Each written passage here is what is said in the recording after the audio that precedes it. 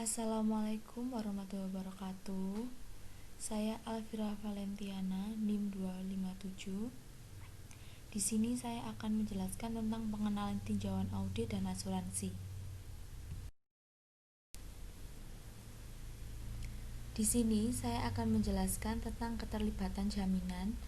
Didefinisikan sebagai seorang praktisi jaminan yang bertujuan untuk mendapatkan bukti yang cukup dan tepat, kemudian untuk mengekspresikan kesimpulan yang dirancang, dan yang terakhir untuk meningkatkan kepercayaan pemegang saham selain yang bertanggung jawab tentang hasil laporan keuangan. Praktisi akuntan bisa seorang auditor yang bekerja di perusahaan publik dan memberikan jaminan di perusahaan publik tersebut. Yang kedua, layanan jaminan yang berbeda. Jenis jasa asuransi yaitu 1. Audit laporan keuangan, yaitu bertujuan untuk menyatakan pendapat tentang apakah laporan keuangan tersusun dalam hal material sesuai kerangka laporan keuangan. Yang kedua ada audit kepatuhan, melibatkan pengumpulan bukti untuk memastikan apakah orang atau entitas yang ditinjau telah mengikuti aturan kebijakan, prosedur, undang-undang, dan peraturan yang harus mereka patuhi. Contoh audit kepatuhan adalah pemeriksa pajak. Nomor 3 yaitu audit kinerja. Audit kinerja prihatin dengan ekonomi, efisiensi, dan efektivitas kegiatan organisasi. Audit kinerja umumnya dilakukan oleh auditor internal. Yang keempat yaitu audit komprehensif yang dapat mencakup elemen laporan keuangan, kepatuhan, dan audit kinerja. Misalnya, auditor dapat melaporkan bahwa entitas dapat memenuhi target efisiensinya. Yang kelima yaitu audit internal. Dilakukan untuk memberikan kepastian tentang berbagai aspek aktivitas. Fungsi audit internal melakukan audit kinerja, kepatuhan, dan tinjauan pengendalian internal. Yang keenam yaitu asuransi CSR. Jaminan tanggung jawab perusahaan atau CSR bersifat sukarela menjadi lebih luas.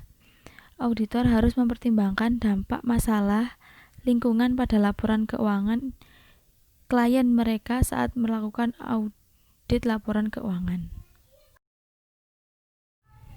Yang ketiga, berbagai tingkatan jaminan. Di sini ada 3 tingkatan, yaitu yang pertama jaminan yang wajar, yaitu mengumpulkan bukti yang cukup untuk membentuk ungkapan pendapat yang positif tentang kebenaran dan kewajaran suatu informasi terjamin. Artinya, auditor telah melakukan pekerjaan yang memadai untuk melaporkan dengan pasti yang wajar bahwa informasi yang dijamin adalah tidak dapat diandalkan dan melakukan pengujian rinci atas prosedur pengendalian klien. Yang kedua ada jaminan terbatas. Tujuan dari perikatan asuran terbatas adalah untuk mengumpulkan bukti yang cukup untuk membentuk ekspresi negatif dari pendapat tentang keandalan informasi yang dijamin. Ini berarti bahwa auditor telah melakukan pekerjaan yang memadai untuk melaporkan apakah ada sesuatu yang menjadi perhatian mereka atau tidak. Dan yang terakhir, tidak ada jaminan. Penyedia jaminan dapat melakukan layanan lain untuk klien yang tidak diberikan jaminan. Di keadaan seperti itu, penyedia jaminan harus memastikan saat melaporkan temuan yang mereka buat, jelas bahwa mereka hanya membuat laporan fakta dari teman yang mereka tadi memberikan jaminan. Yang keempat, perbedaan opini audit. Laporan audit yang paling umum mencakup opini yang tidak dimodifikasi ketika auditor menyimpulkan bahwa laporan keuangan disusun dalam semua hal yang material sesuai dengan kerangka pelaporan keuangan yang berlaku.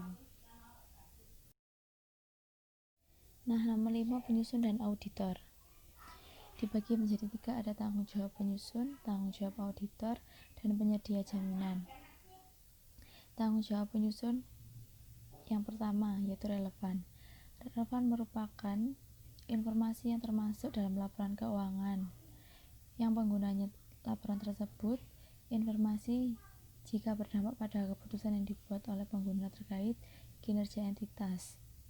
Pengguna memerlukan informasi yang membantu mereka mengevaluasi peristiwa masa lalu, sekarang, dan masa depan yang berkaitan dengan entitas. Mereka tertarik untuk mengevaluasi keputusan masa lalu yang dibuat oleh manajemen dan memprediksi apakah keputusan tersebut entitas akan tetap bertahan di masa depan. Yang kedua ada andal, yaitu informasi yang termasuk dalam laporan keuangan harus dapat diandalkan oleh pengguna laporan tersebut. Informasi dapat diandalkan jika bebas dari salah saji material atau kesalahan. Jika pengguna merasa bahwa informasi yang disajikan tidak dapat diandalkan untuk alasan apapun, laporan keuangan tidak dapat digunakan untuk membuat jenis keputusan yang diuraikan di atas. Yang ketiga ada dapat dibandingkan. Informasi yang termasuk dalam laporan keuangan harus dapat dibandingkan dari waktu ke waktu.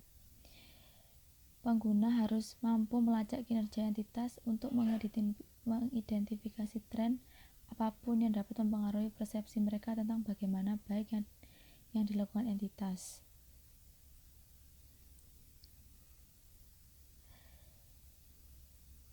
Dan yang keempat, dapat dimengerti.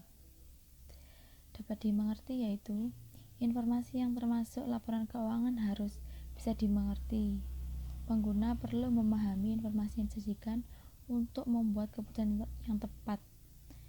Catatan atas laporan keuangan digunakan untuk memberikan rincian tambahan untuk membantu interpretasi informasi akuntansi yang diberikan. Dan yang kelima, benar dan adil. Yang termasuk dalam laporan keuangan harus benar dan adil. Kebenaran dan keadilan atau yang disajikan secara adil mengacu pada penerapan standar akuntansi yang konsisten dan tepat atau yang berlaku kerangka kerja saat menyiapkan laporan keuangan. Nah, sekarang saya akan menjelaskan tentang tanggung jawab yang auditor. Yang pertama ada skeptisisme profesional, yaitu merupakan sikap yang diadopsi oleh auditor ketika melakukan audit. Itu artinya auditor tetap independen dari entitas, manajemen, dan stafnya saat menyelesaikan audit. Dalam arti praktis, ini berarti bahwa auditor mempertahankan pikiran yang ingin tahu dan menyelidiki secara menyeluruh semua bukti yang disajikan oleh klien mereka. Kemudian yang kedua ada pertimbangan profesional. Pertimbangan profesional berkaitan dengan tingkat keahlian, pengetahuan, dan pelatihan yang digunakan auditor saat melakukan audit. Auditor harus menggunakan penilaian mereka selama audit. Misalnya, file auditor harus menentukan keandalan sumber informasi dan memutuskan kecukupan dan ketepatan bukti yang dikumpulkan. Selanjutnya ada kehati-hatian. Kehati-hatian yaitu mengacu pada rajin saat melakukan audit, menerapkan standar teknis dan yang didukung undang-undang, mendokumentasikan setiap tahap dalam proses audit. Yang terakhir ada penyedia jaminan, yaitu jasa jaminan disediakan oleh perusahaan akuntansi dan konsultan lainnya.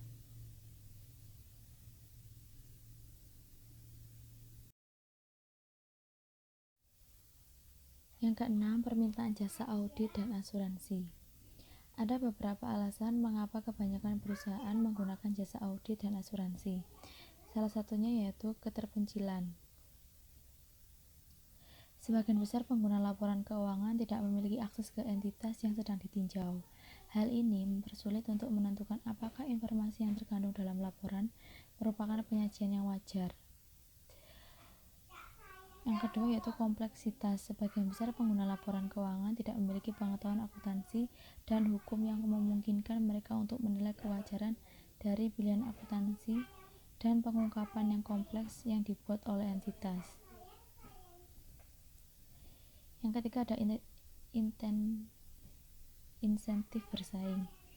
Manajemen memiliki intensif untuk mengungkapkan informasi yang terkandung dalam laporan keuangan sedemikian rupa membantu mereka mencapai tujuan mereka sendiri.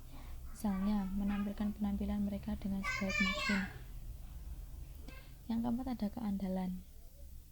Pengguna laporan keuangan peduli dengan keandalan informasi yang terkandung dalam keuangan melaporkan, karena mereka menggunakan informasi tersebut untuk keputusan yang memiliki konsekuensi nyata, seperti menilai kelangsungan masa depan, sangat penting bagi pengguna untuk mengendalikan fakta-fakta yang terkandung dalam laporan keuangan.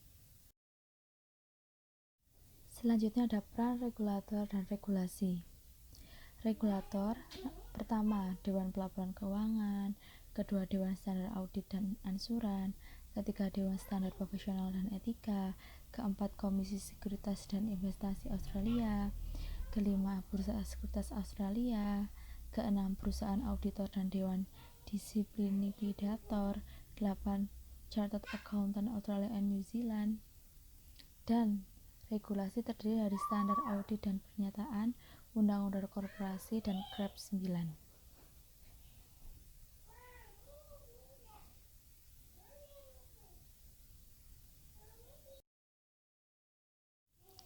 Dan yang terakhir ada kesenjangan ekspektasi audit. Kesenjangan ekspektasi audit terjadi ketika ada perbedaan antara ekspektasi penyedia jaminan dan pengguna laporan keuangan. Kesenjangan terjadi ketika keyakinan pengusaha tidak selaras dengan apa yang dimiliki auditor. Sekian presentasi dari saya, kurang lebihnya saya mohon maaf. Wassalamualaikum warahmatullahi wabarakatuh.